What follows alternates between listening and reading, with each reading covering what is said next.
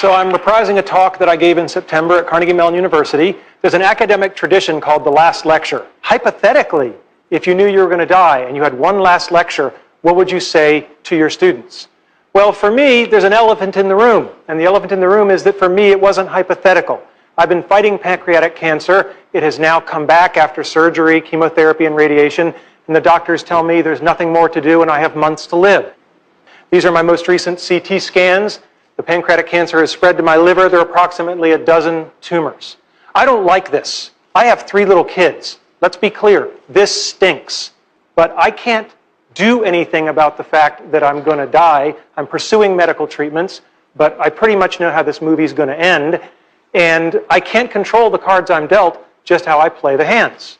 Now, if I'm not morose enough for you, I'm sorry to disappoint, but I don't choose to be an object of pity. And in fact, although I'm going to die soon, I'm actually physically very strong. In fact, I'm probably physically stronger than most of the people in this audience.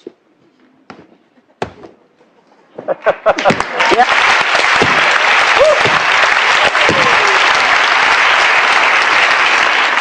So, today's talk is not about death. It's about life and how to live. Specifically about childhood dreams and about how you can try to achieve them. My childhood dreams, your childhood dreams. As a child, I had an incredibly happy childhood. I went back and rated the photo album, and I couldn't find any places where I wasn't smiling. Right? I just had a great childhood. And I was dreaming, always dreaming. It was an easy time to dream. When you turn on your television set and men are landing on the moon, anything is possible.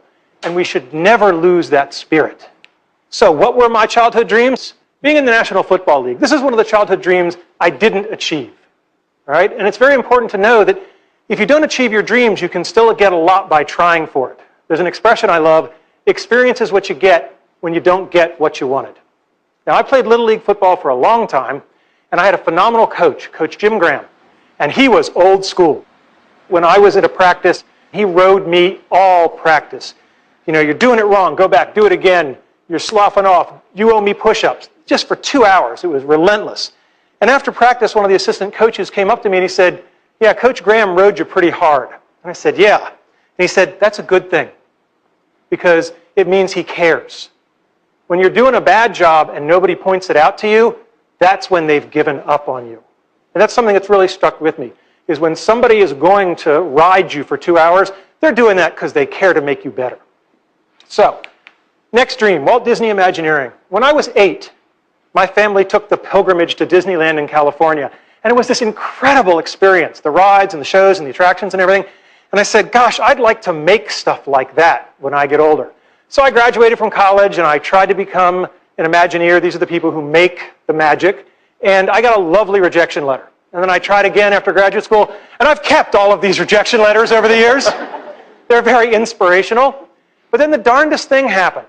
You know, I worked hard, and I became a junior faculty member, and I specialized in doing certain kinds of research. That's me.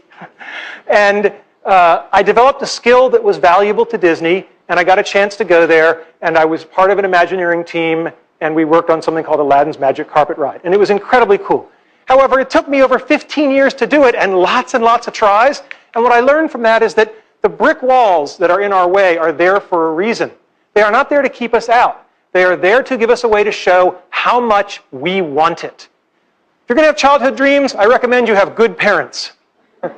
I lucked out. I have great parents. This is my mother on her 70th birthday. I am the blur in the back. I have just been lapped. This is my father on his 80th birthday. There is this notion of have fun all the time. Have a sense of fun and wonder. That should never go away. All right? My dad, what an incredible guy. He fought in World War II. He was clearly part of the greatest generation. Sadly, my dad passed away a little over a year ago. And when my mother was going through his things, that was when she discovered that in World War II, he was awarded the Bronze Star for Valor. In 50 years of marriage, it had just never come up. There's a real lesson in humility that I can learn from my father there. Now, my mother. Mothers are people who love you even when you pull their hair. And this was the kind of relationship I had with my mother. And my mother, speaking of humility, was always there to keep me in check. When I was going through graduate school and I was taking really hard examinations, I was home pretty much complaining and whining about how hard these PhD tests were.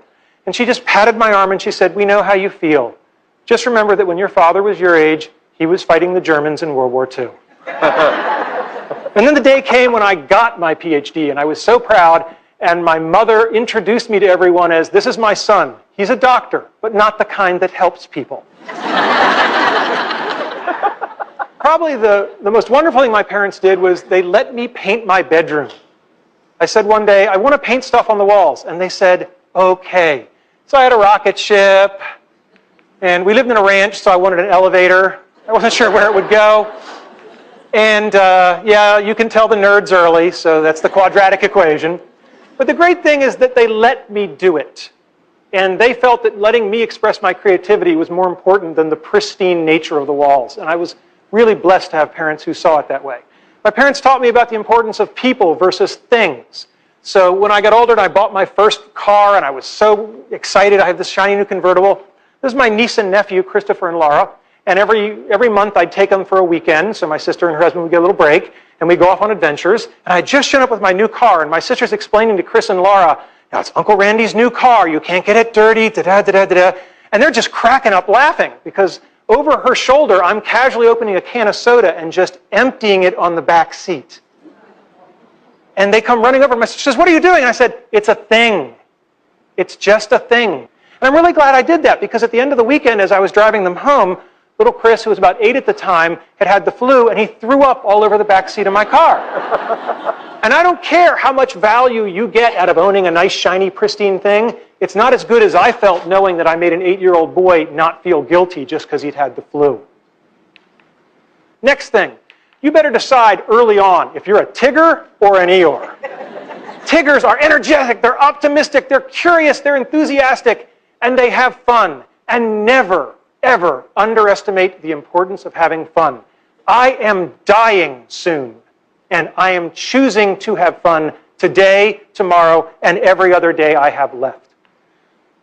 If you want to achieve your dreams, you better work and play well with others, and that means you better live with integrity. Simple advice that you'll find hard to follow, just tell the truth.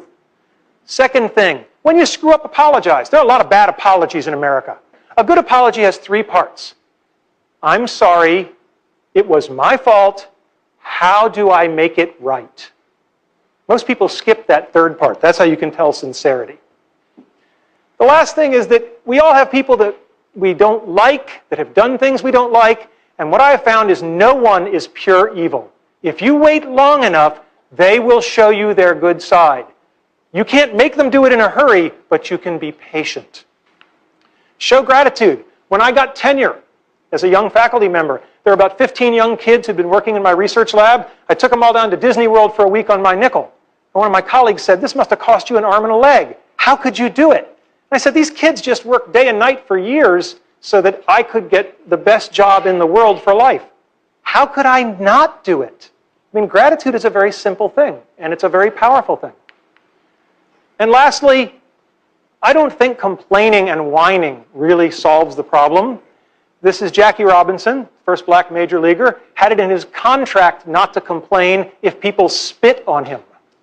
All right? Now, I don't care if you're Jackie Robinson or if you're a guy like me who's only got a couple of months to live.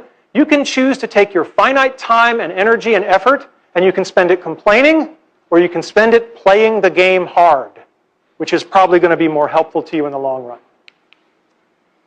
Now, I told you this is part of the lecture series at Carnegie Mellon University. And it's important for you to know why I gave the talk. Okay?